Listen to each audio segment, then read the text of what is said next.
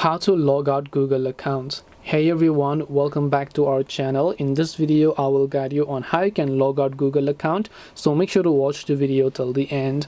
Now if you want to log out Google account, first of all, from what do you want to log out? From Android or from iPhone? And even from Android, from which device you want to log out, from which app, if you want to log out from YouTube, from Google app, or from the whole Android itself. Because the only way you can log out Google account on Android is if you remove the whole Google account from the device itself. To do this, you can open any Google app away, which could be Chrome, Google, YouTube, or whatever else, any app that is related to Google. There you'll find the Google profile photo from the top right, which you can use to tap on it.